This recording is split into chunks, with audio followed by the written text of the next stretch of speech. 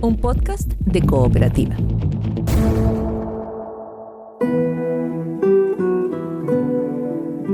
Este es un podcast sobre historias que suceden delante y detrás de la pantalla, sobre las personas que hacen películas, las personas que las ven y las personas que las sueñan.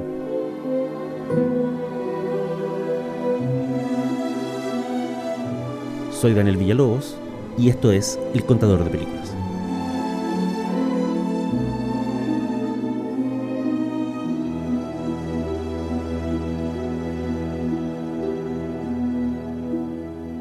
Soy Daniel Villalobos, esto es El Contador de Películas y la historia de hoy se llama Buñuel y los Olvidados.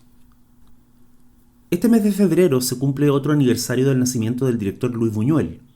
Nacido en un pueblito español llamado Calanda, obsesionado desde su juventud con el cine, la religión y la poesía, Buñuel es uno de esos apellidos que se mencionan para hablar del gran cine, de las cumbres del séptimo arte o el lugar común que se usa en estos días para referirse a lo que el cine puede ser y pocas veces llega a ser. Ese comodín, que es su apellido a la hora de citar grandes obras del siglo XX, se apoya en más de un título: El perro andaluz, La edad de oro, El ángel exterminador, Viridiana y El discreto encanto de la burguesía, por ejemplo. Son películas que anuncian y a veces contienen filmografías completas. Buñuel, sin querer y a menudo habiendo despreciado a la academia y la crítica, aunque él mismo fue en su juventud un crítico de cine, ha terminado siendo uno de esos conceptos que la academia y la crítica utilizan para hacer callar a los neófitos y repeler a los bárbaros. Sin embargo, en 1949 la posición de Luis Buñuel como un gran director dentro del canon no estaba asegurada. De hecho, ni siquiera su sobrevivencia económica estaba asegurada. En 1949 Buñuel vivía en México, a menudo a expensas del dinero que le enviaba a su familia desde España. Había sido ahuyentado por el franquismo, había intentado carrera en Hollywood y finalmente había encallado en el país de Pancho Villa y Los Charros. Tenía a sus espaldas al momento de llegar 3 películas, 3 obras maestras: el cortometraje El perro andaluz, el largo La edad de oro y ese documental cruel y definitivo llamado Las Urdes. A 100 kilómetros de Salamanca, hogar de alta cultura, se encuentran Las Urdes, aisladas del mundo por montañas de difícil acceso. En esos 3 títulos, Buñuel había mostrado su genio como director, pero no había sido expuesto a una veleidad clave del cine: cómo conseguir la plata. La leyenda dice que El perro andaluz se hizo con dinero de su madre, que La edad de oro la financió un noble de Noailles y que Las Urdes se filmó con el premio de lotería que donara al proyecto un amigo anarquista de la producción. Ya instalado en México, Buñuel se encontró con dificultades para ser contratado como director. Entonces, al borde de tener que pedir préstamos a sus amigos, se cruzó en su camino el productor Oscar Dancigers. Dancigers fue claro: lo que él necesitaba era cine comercial, de ese que estaba en boga en el México de los 40. Su primera película con Buñuel como empleado director se llamó Gran Casino, y era un melodrama musical con Jorge Negrete y Libertad Lamarque. Tengo un cantar en el pecho que dice de tus promesas vanas. La presencia de las 2 estrellas garantizaba el éxito, pero Gran Casino pasó sin pena ni gloria por la cartelera. Humillado, Buñuel estuvo casi 2 años esperando una nueva oportunidad.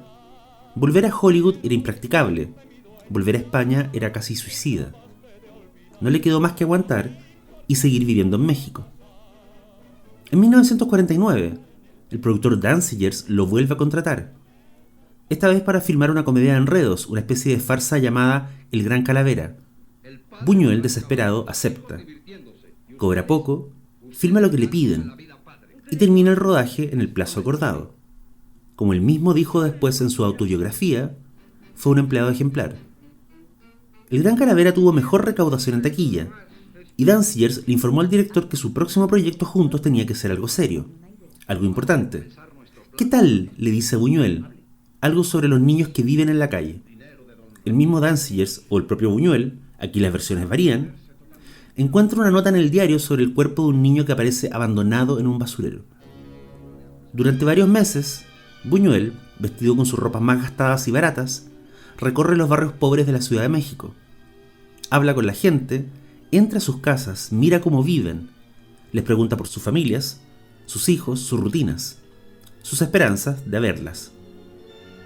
El resultado de ese cruce de ideas, la nota del diario, la sugerencia de Danzigers y la investigación de Buñuel, da como fruto un guión a medias con Luis Alcoriza llamado Los Olvidados. Fíjese nomás que yo ni siquiera sé mi nombre. Mi padre, nunca supe quién fue.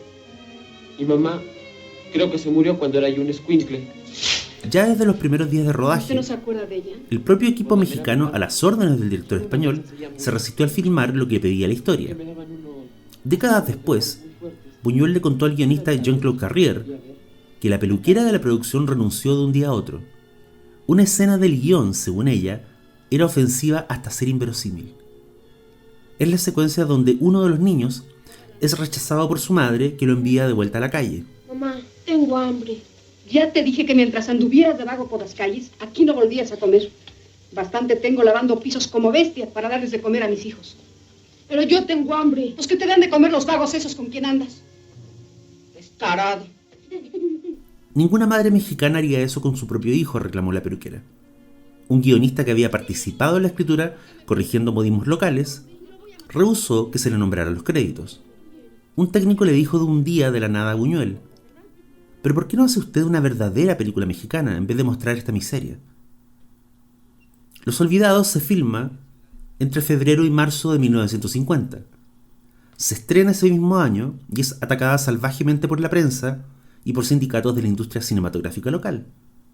Lo que Buñuel ha mostrado en la película les parece obsceno, injusto, atroz. Una historia miserable que no aporta nada ni al espíritu ni a la patria, dirigida por un extranjero que no comprende el alma nacional, dice una editorial. En una función privada, la mujer de un poeta amigo de Buñuel amenaza al director con sacarle los ojos por semejante infamia. En esa misma función, sin embargo, uno de los espectadores se acerca al español a decirle que Los Olvidados era una obra de arte. Ese espectador era el pintor Siqueiros. Buñuel entiende que su carrera está en serio peligro de extinguirse. Tiene 50 años, una familia que mantener, y dirigir películas es la única actividad que ha hecho en su vida adulta.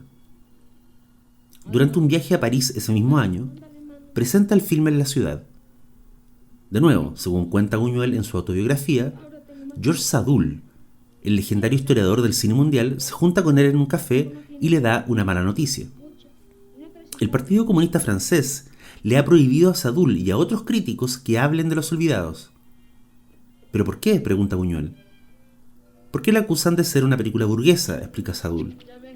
En una escena, por ejemplo, un pederasta que está a punto de contratar a uno de los muchachos es espantado por la aparición de un policía. Eso significa que la policía es útil, o sea, pensamiento burgués. En otra escena, además, se muestra al director de un internado de menores siendo amable y considerado con uno de los niños. De nuevo, pensamiento burgués. Estos reparos pueden sonar ridículos a tantos años de distancia, pero en 1950 París era una de las capitales de la cinefilia. Ser acusado de burgués por los comunistas locales era peor que ser censurado en México. Era chocar con una pared. Pero había una persona que creía en la película y que estaba dispuesta a trabajar por ella mucho más allá de su deber funcionario. Esa persona era uno de los delegados del gobierno mexicano enviados al Festival de Cannes. Se trataba del poeta Octavio Paz. Octavio Paz no solo contactó a todos los escritores y artistas que se le pusieron a tiro en suelo francés, también escribió un famoso texto sobre Los Olvidados, que se repartió antes y durante las funciones de la película en el festival. Todo esto, a pesar de que el otro delegado mexicano le había explicado a Paz, sin ninguna ceremonia, que el gobierno azteca no tenía ningún interés en promover el filme de Buñuel, y que sus apuestas para los premios iban por otra película. Los Olvidados terminó siendo premiada y alabada en Cannes, lo que no solo cambió la actitud de muchos críticos franceses, sino que significó el reestreno en cines mexicanos y la reconciliación con quienes la consideraban una afrenta al país. El destino de Buñuel, como cineasta mundial, había sido sellado, y en México terminó viviendo largo tiempo y filmando 20 películas. Entre ellas hay joyas como Los Olvidados, Simón del Desierto y Nazarín. A mediados de los 60, Buñuel, ya viejo y consagrado, retornó a Europa a filmar Belle de Jour con Catherine Deneuve. Desde entonces, hasta su última película en 1977, se abrió una nueva etapa en su cine, que muchos prefieren hoy, pero que por cierto dejó atrás la crudeza y ferocidad de sus primeros trabajos en México. ¿Y de qué se trata Los Olvidados? Es una historia de niños y adolescentes de la calle, envueltos en un ciclo sin fin de despojo, hambre y violencia. De esa historia, con su final inolvidable, han bebido en distintos puntos películas posteriores como Crónica de un niño solo, de Leonardo Fabio, Pichote, de Héctor Babenco, y El hijo, de los Dardenne. Los protagonistas de Los Olvidados no tienen la oportunidad de perdurar en sus vidas, pero la película que les contiene los hizo inmortales.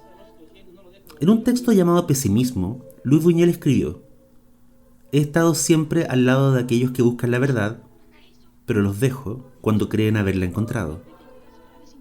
Buñuel falleció en julio de 1983, en Ciudad de México. El destino de sus cenizas fue durante años motivo de especulación. Algunos decían que descansaba bajo una iglesia en su país adoptivo. Otros decían que estaba en poder de un sacerdote amigo del fallecido. Hasta que se supo la verdad. Las cenizas de Buñuel fueron esparcidas en un monte en su tierra natal de Calanda en 1997. Buñuel no tiene tumba, pero, como los muchachos de Los Olvidados, sigue viviendo en las películas. ¿Tú no tienes familia? Eso de tener muy poca. Sí, tengo a mi papá. Soy Daniel Villalobos, esto fue El Contador de Películas. Me dijo que Hasta la lo próxima. en el mercado y todavía no regresas. Espereño. Bueno, vámonos. No toquen a los animales ni hagan ruido. Nos vemos en la mañana. Buenas noches, Meche. Algún día seré rico y entonces me casaré contigo.